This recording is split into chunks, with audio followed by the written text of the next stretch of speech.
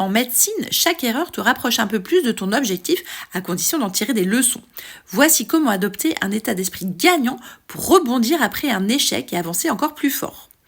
Tout d'abord, redéfinis l'échec. C'est une opportunité d'apprendre.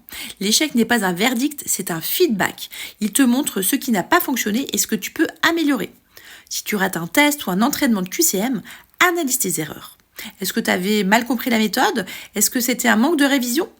Note tout pour t'améliorer. La neuroplasticité prouve que ton cerveau se renforce après chaque effort. L'échec stimule les connexions neuronales et te rend plus performant pour les prochaines fois. Deuxième astuce, lâche prise. Arrête de te juger trop durement. La pression que tu te mets est souvent ton pire ennemi. Accepte que personne n'est parfait et que tomber fait partie du processus. Pense à Michael Jordan qui disait « J'ai raté plus de 9000 tirs dans ma carrière et c'est grâce à ces échecs que j'ai réussi ». S'auto-flageller active le système de stress du cerveau alors qu'accepter ses erreurs favorise la résilience et la clarté mentale. Troisième astuce, analyse sans te blâmer. Pour rebondir, il faut comprendre pourquoi tu as échoué. Pose-toi des questions constructives. Qu'est-ce qui n'a pas marché? Qu'est-ce que je peux changer? Si tu as mal géré ton temps pendant un examen blanc, apprends une nouvelle méthode comme le time boxing ou alors entraîne-toi à faire des sujets chronométrés. Les chercheurs en pédagogie montrent que l'apprentissage par l'erreur est l'une des façons les plus efficaces d'ancrer des connaissances. Quatrième astuce, réajuste ton plan d'action. Un échec est une invitation à revoir ta stratégie. Peut-être que ta méthode de révision n'est pas adaptée ou que ton rythme est trop intense.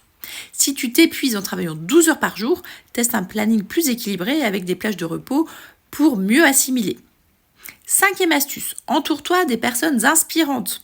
Parfois, on a besoin d'un regard extérieur pour relativiser. Parle à un mentor, à un ami ou un coach, par exemple, qui te soutiendra dans les moments difficiles. Rejoins une communauté d'étudiants en médecine ou échange avec quelqu'un qui a déjà surmonté ce genre d'épreuve. Le soutien social active les circuits neuronaux de la résilience et diminue les hormones du stress comme le cortisol. Sixième astuce, transforme ton état d'esprit en mindset de croissance. Adopte la mentalité de ceux qui réussissent. Ils voient chaque échec comme une opportunité de progresser.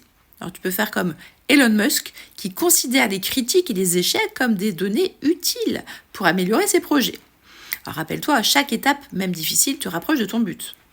Septième astuce, célèbre tes progrès, même petits.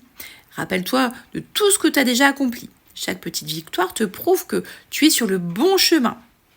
Réussir à mieux gérer ton stress ou comprendre une notion compliquée, c'est déjà énorme. Félicite-toi pour ça.